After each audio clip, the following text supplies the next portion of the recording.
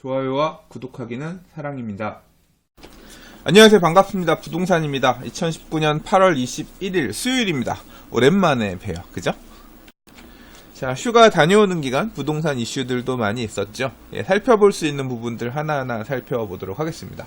오늘은 GTX-B 관련해서 발표도 예정되어 있다고 하는데 영상이 업로드된 시점에는 이미 발표가 나왔을 수도 있죠. 아무튼 부동산 이슈들이 많은 때입니다. 자, 오늘도 아무튼 뉴스를 좀 읽어보도록 할게요. 좋아요와 구독하기는 사랑입니다. 자, 처음 준비한 뉴스는 반포주공 1단지 아파트 관련된 얘기입니다. 제가 휴가가 있는 동안 가장 좀 깜짝 놀란 그런 이슈였어요.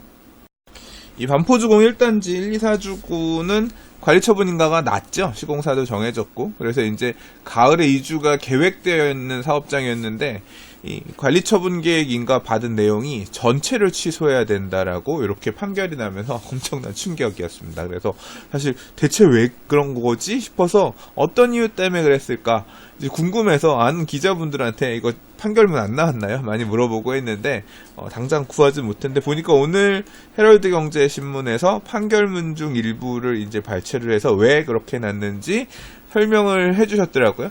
사실 제가 이 판결이 났을 때 당시에 요 8월 16일 날 이거 보고서 제가 이제 썼던 글이 있습니다. 2주택 공급 규정 판결문 보고 싶다. 그 당시에 나왔던 언론사의 기사들을 취합해서 보니까 원인이 뭐였을까 생각해보니 이게 형평성이 결여된 관리 처분이고 그렇기 때문에 뭐 전체 무효여야 된다 이런 부분이 있었거든요. 그래서 형평성이 왜 무효가 됐을까?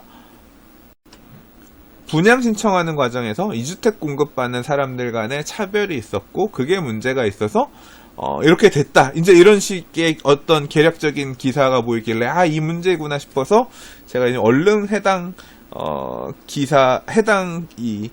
그 법률 문장을 찾아가지고 제가 그 부분을 이제 글을 별도로 썼던 얘기입니다. 사실 저는 이게 조합이 잘못한 문제일 수도 있지만 법률이 되게 문장이 애매해요. 제가 이 2주택 공급 관련해서 재개발 강의 같은 거 할 때도 얘기 드릴 때도 말씀은 드리지만 이거 실제 실무에 적용할 때 되게 분쟁이 생길 만한 이슈가 있다고 생각했는데 사실 그 문제가 쟁점의 핵심이었고 판결문에서도 그 이유 때문에 이 문제가 있다 이렇게 설명을 하고 있습니다. 일단 기사 내용을 조금 살펴보면 이래요. 자, 한번 보겠습니다. 소송은 2017년 조합원 분양 당시 이 아파트 107제곱미터를 소유한 조합원들 중 일부에게는 59제곱미터, 135제곱미터 두 채를 분양할 수 있도록 해주고 다른 일부에는 분양받지 못하게 한 것이 불공평하다며 제기가 됐고 자, 관련 법에 따르면 조합원들이 기존 소유 아파트 감정가나 면적을 초과하지 않는 선에 두 채를 받을 수가 있는데 이렇다 할 이유 없이 누구는 해주고 누구는 안 해준 것이 문제다 라고 설명했다라고 해요. 결국은 뭐냐면 나도 같은 아파트 107제곱미터 갖고 있는데 얘도 1+1 두 채 공급 받는 거 분양 신청 받아줬으면 나도 받아줘야 되는데 얘는 받아주고 왜 안 받아주느냐 이 부분에 대해서 이의를 제기한 거죠. 근데 조합은 어떻게 지금 설명을 했냐면 자, 2주택의 공급을 평균가 기준으로 계산했을 때 그러니까 당신이 갖고 있었던 이 면적 기준 갖고는 애초에 안 돼요. 자, 이해 어려우실 테니까 법률 문장을 한번 다시 가볼게요. 자, 볼게요. 도시및주거환경정비법 제76조 관리처분계획의 수립 기준에 보면 이렇게 두 채를 지을 수 있어 라고 하는 공급 규정이 76조 1항 7호 다목에 있습니다. 길죠? 여기 보면 자, 제74조 1항 5호에 따른 가격의 범위 또는 종전주택의 전용 면적의 범위에서 2주택을 공급할 수 있고 어쩌고저쩌고 설명되어 있는데 이 어쩌고저쩌고의 내용은 그렇게 공급받게 되는 하나의 주택이 전용 60제곱미터 이하여야 되고 그 다음에 그 주택은 전매, 증여 등등 알선할 수 없다. 이제 뭐 그런 내용입니다. 실질적으로 이 내용의 핵심은 요거예요. 2주택을 공급할 수 있는 기준은 종전주택의 주거 전용 면적의 범위 또는 가격의 범위라고 했습니다. 이 종전주택의 주거 전용의 면적의 범위는 사실 분쟁이 될 만한 이슈가 없을 거라고 생각했어요. 왜냐하면 옛날에 갖고 있는 주택이 아까 예를 들자면 107제곱미터고 새로 받기로 한 게 59, 135면 두 개가 합치면 107을 넘잖아요. 그러니까 사실 반포주공 1단지 4주구에서는 주거전용 면적 범위에서 2주택 공급할 수 있는 기준하에 해당이 안 되기 때문에 가격의 범위에서 2주택 공급할 수 있는 규정이 쟁점일 거라고 생각했습니다. 근데 제가 이게 왜 문제가 있다고 생각하냐면 이런 이유예요. 종전 가격, 지금 여기 74조 1항 5호에 따른 가격의 범위라고 하는 건 뭐냐면 감정평가에서 이 사람이 갖고 있는 재개발구역 안에 다 더할 수 있는 권리가액이라고 해서 산정한 가액을 권리가액이라고 하는데 이 권리가액은 명쾌하게 드러납니다. 왜냐하면 사업시행인가를 기준으로 해서 이 사람의 종전자산에 대한 감정평가를 해서 가격이 나오거든요. 그러니까 이 사람의 종전자산 가격이 30억이다, 20억이다 라고 하면 감정평가를 해서 조합원마다 이 가격이 다 나오고 서기 때문에 이 가격은 이 재개발 사업 또는 이 재건축 사업에 들고 참여하는 자산의 가격의 크기가 되는 거예요. 이 감정평가를 하는 이유도 이 재개발, 재건축 사업, 이런 정비 사업에 참여하는 자산이 얼마씩 갖고 들어가느냐, 이 비율을 분배하기 위한 이유거든요. 근데 이 범위가 딱 나옵니다. 그래서 종전자산의 가격은 명쾌해요. 이의를 제기할 게 없어요. 근데 문제는 뭐냐면 가격의 범위 안에 뭐가 들어와야 되냐면 새로 공급받을 아파트에 대한 가격의 범위가 정해져야 되거든요. 근데 이 가격의 범위라고 하는 게, 그러니까 종후 가격이라고 일반적으로 얘기를 하고 여러분들이 이해하기 쉽게 설명하자면 조합원 분양가입니다.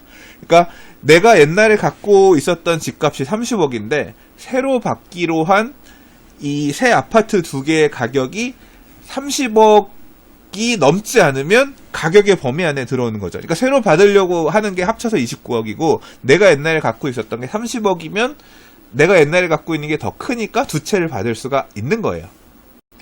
이해가 되시죠? 근데 지금 문제는 뭐냐면 내가 두 채를 받는 거에 대한 가격이 픽스가 안 돼요. 결정이 안 돼요. 왜냐하면 일반적으로 이 아파트 조합원들 분양 신청할 때는 그냥 신청만 하는 거지 내가 몇 동 몇 호를 받을 건지에 대한 내용이 분양 신청 단계에서 결정되는 게 아니라 나중에 조합원 분양 추첨할 때 그때 가서 결정되거든요. 그러니까 조합원 분양가가 평형별로 다 똑같지 않아요. 동별로, 층별로, 라인별로 다 가격이 다릅니다. 종전 자산에 대한 종후 자산, 그러니까 조합원 분양가도 감정평가사들이 모든 주택들을 다 감정평가를 해서 가격을 정하거든요. 자, 그러면 무슨 얘기냐면 나중에 가격, 그러니까 내가 앞으로 받게 될 25평, 그 다음에 뭐 아까 135제곱미터였으니까 59랑 135제곱미터의 종후 가격을 조합원마다 분양 신청하는 단계에서는 확정할 수가 없는 거예요. 왜? 1층 받을 수도 있고 15층 받을 수도 있고 로얄동 받을 수 있고 비로얄동 받을 수도 있는데 그거는 나중에 가서 결정되잖아요. 그러면 그 두 개의 가격을 합쳐서 종전자산 가격 범위 안에 들어올 수도 있고 안 들어올 수도 있는데 이 가격의 범위를 기준으로 해서 누군 받아주고 누구는 받아주지 않고 하는 게 굉장히 자의적이라는 거죠. 사실 이 판결은 이 반포주공 1단지 아파트에만 영향을 끼칠 게 아니라 만약에 이런 식으로 분양 신청을 받은 다른 재건축 또는 재개발구역 조합들이 있다라고 하면 충분히 문제가 될 수 있습니다. 어떤 경우에 받지 못한 사람, 아예 분양 신청을 하고 싶었는데 당신은 조건이 되지 않아서 분양 신청을 할 수가 없어요. 예, 형평성이 어긋나게 분양 신청 받은 경우에는 명백하게 못 받는 경우들도 있어요. 아예 가격의 범위가 들어가지 못하거나 아예 전용 면적의 범위도 들어가지 못해서 아예 안 되는 경우는 배제되니까 상관이 없겠지만 자격이 되면서도 조합이 분양 신청을 안 받아줘서 이렇게 되는 경우는 분쟁이 생길 수가 있다는 거죠. 자, 기사로 다시 돌아가서 쟁점을 살펴보면 이 얘기입니다. 평균가 기준으로 조합은 계산을 했어요. 59랑 135의 평균값계는 33억 6,040만 원인데 기존 아파트 107제곱미터는 평균 감정가가 31억 5,700만 원을 넘기 때문에, 그러니까 이 33억 6,040만 원 평균가 기준으로 할 때 종전 107제곱미터 평균 감정가 31억 5,700만 원보다 나중에 받을 게 더 많기 때문에 107제곱미터 가진 사람은 1+1 두 개를 받을 수가 없다. 그렇게 아예 그냥 분양 신청을 안 받아줬다라고 해명을 했는데, 그러나 재판부가 생각할 때는 무슨 소리냐. 31억 5,700만 원도 평균 감정가고 이거에 따라서 더 큰 가격, 그러니까 59랑 135제곱 59제곱미터랑 135제곱미터 평균값계가 이 평균 감정가 31억 5,700 또는 이거 107제곱미터 중에서도 31억 5,700보다 넘는 사람이 있을 거고 두 개를 합쳐도 이 금액보다 작은 사람이 있을 거 아니에요. 5,300가구의 대규모 아파트이기 때문에 평균보다 저렴한 물건을 배정받으면 기존 소유 아파트 감정가를 넘지 않는 선에서도 충분히 분양이 가능하다는 이유에서 가격의 범위 안에서 공급이 가능할 수 있었다라고 본 거죠. 그리고 사실 문제는 이거 같아요. 형평성이 무너졌다라고 하는 거는 일부 107제곱미터 조합원에게는 이렇다 할 이유 없이 분양을 받아줬고 일부는 안 받아줬고 그러니까 같은 기준에 따라서 아예 그냥 다 안 받아줬으면 그렇게 어긋남이 없을 수도 있다고 할 텐데 누구는 받아주고 누구는 안 받아주고 했다라는 게 일단 모순이라는 거죠. 조합원의 재산 가치를 제멋대로 평가한 것이나 마찬가지다. 라고 하고요. 그래서 재판부는 이러한 조합원 분양이 재산권의 본질적인 부분을 침해한 것이며 조합원들 간의 형평성 원칙이 현저히 반하기 때문에 이를 바탕으로 약속된 관리처분 계획은 위법하다라고 판단했고 그리고 불공정한 정도가 상당해 종전자산, 종후자산의 적정한 재평가 등을 통해 청산가금을 가감하는 형태로 조정될 성질의 문제로 보이지도 않는다라고 밝혔다. 그러니까 뭐 청산금 더 주고 덜 주고 이런 식으로 정리할 게 아니라 이렇게 분양 신청이 덜 되고 했던 문제는 아예 큰 부분에서 잘못이 있었다는 거죠. 그래서 이게 일부 취소만 할 만한 내용으로 되지 않고 전체 계획을 취소해야 된다라고 판단했습니다. 107제곱미터 조합원들의 분양 신청이 달라지면 전체적인 분양 배분이나 조합원 분담금도 바뀌기 때문에 전체 계획을 취소해야 된다라고 판결했고 전부가 취소해야 된다라고 했습니다. 자, 일단은 요 판결은 1심의 판결 내용이기 때문에 당연히 조합은 항소할 거고요. 항소심 갈 거고 대법까지 올라갈 가능성이 높다고 생각이 됩니다. 모르겠어요. 뭐 당사자 간에 잘 양해가 익스큐즈가 되면 항소심에서 마무리가 될지 또 어떻게 판단을 할지 모르겠습니다만 이제 이 내용을 토대로 좀 생각해 볼 만한 이슈들이 있습니다. 자, 저는 일단 딱 쟁점이 그거일 거다라고 판단하고서 생각했을 때는 제가 과거에 봤던 내용대로 가격의 범위라고 하는 게 되게 애매하다. 가격의 범위는 조합원마다 나중에 동호 추첨될 때 확정이 되는 건데 분양 신청하는 단계에서는 받아줘도 되고 말고 이 내용의 어떤 그 판단 자체를 조합에다가 위임해 놨거든요. 이 2주택 공급 규정은 이렇게 되면 무조건 줘야 된다라고 하는 게 아니에요. 뭐냐면 공급할 수 있다라는 규정입니다. 그렇기 때문에 그냥 2주택을 줄 수도 있다는 거지 주어야 한다는 아니에요. 왜냐하면 많은 재개발, 재건축, 정비 사업들이 2주택 이 내용에 따라서 자격은 되지만 가격의 범위도 되지만 또는 면적의 범위도 되지만 그렇게 줬다가는 일반 분양할 물량이 없어서 진짜 줄 수 없는 그런 재개발 구역들, 재건축 아파트들 각 구역마다 다 형태들이 다르거든요. 그렇기 때문에 공급할 수 있다라고 봤습니다. 그런데 이 판결이 이렇게 전체를 취소해야 되는 판결로 나온 이유는 뭐냐면 107제곱미터를 소유하고 있는 조합원들 중에서 누구는 주고 누구는 안 줬다 라고 하는 게 사실은 더 큰 문제인 것 같아요. 그러니까 애매했던 부분은 가격의 범위라고 하는 게 이렇게 특정할 수 없는 동호추첨 결론 날 때까지는 특정할 수 없는 그런 상태임에도 불구하고 누구는 주고 누구는 안 주고 하면서 형평성이 어긋난 게 사실은 주된 원인인 것 같고요.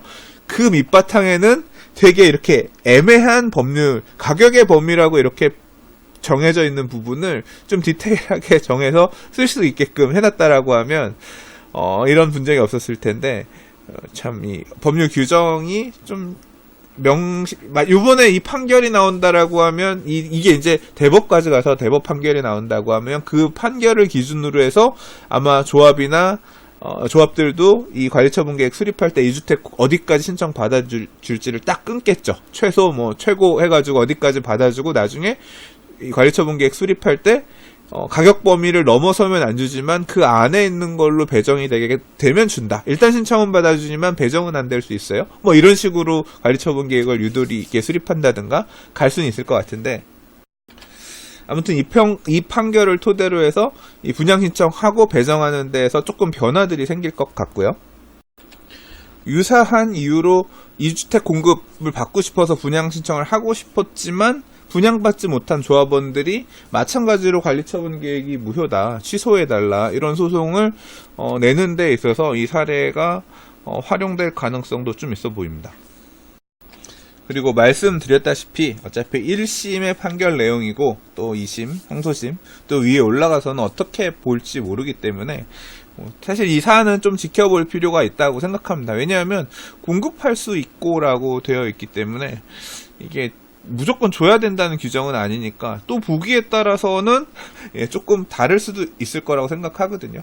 이게 재건축 같은 경우는 이 재건축은 지금 107제곱미터를 가지고 있는 같은 평형을 소유하고 있는 사람으로 해서 누구는 주고 누구는 안 주가 이렇게 갈렸지만, 사실 재개발 같은 경우는 다 이렇게 몇 평이 아니라 위치마다 평가하는 집의 위치도 다 다르고 가지고 있는 토지의 면적이나 건축물의 면적이 다른데 이 가격의 범위를 판단하는 게 되게 애매하거든요.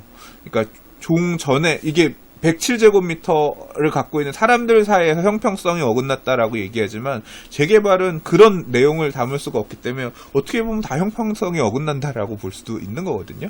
그래서 이 문제는 앞으로도 좀 지켜봐야 될 어떤 이슈다. 그리고 그 쟁점에는 가격의 범위라고 하는 되게 애매한 부분이 있을 거고, 앞으로 관리처분 계획 수립하는 곳들은 이런 소송을 방어하기 위해서 가격의 범위를 디테일하게 최소 분양가 기준으로 해서 어디까지, 종전 자산 가격이 10억인데 새로 받기로 한 금액은 최소 분양가 기준으로 해서 했을 때 동호수 추첨이 어떻게 되면 동호수 추첨되는 거 기준으로 해서 가격 범위 안에, 딱 감정평가 가격 범위 안에 들어오면 준다 안 준다, 이런 기준이 심플하고 명백하게 되게끔 대응해서 관리처분 계획을 수립할 필요도 있겠다. 그래야 분쟁이 생기지 않겠다 생각됩니다. 자, 이 이슈는 이 정도 정리해보도록 하고요. 나중에 또 기회가 되면 이 얘기는 해보도록 하겠습니다. 저도 그냥 얼핏 기사 나온 것만 보고 얘기를 하다 보니까 약간 준비 안 된 부분도 없잖아 있는데요. 나중에 조금 더 디테일하게 사례 가지고 보충해 볼 수 있는 기회가 있으면 보충해 보도록 할게요. 좋아요와 구독하기는 사랑입니다. 부동산의 재개발 강의 2019년 리뉴얼 버전이 나왔습니다. 재당첨 제한, 분양 자격 제한, 재개발 조합원 지양도 금지 규정 등 재개발 투자에 있어서 위험성이 굉장히 높아지는 시기입니다. 특히 재개발 재추진구역, 일몰제 등 재개발 투자를 고민할 때 주의하셔야 될 부분들을 중심으로 2019년 강좌를 다시 정리해 보았습니다. 감사합니다.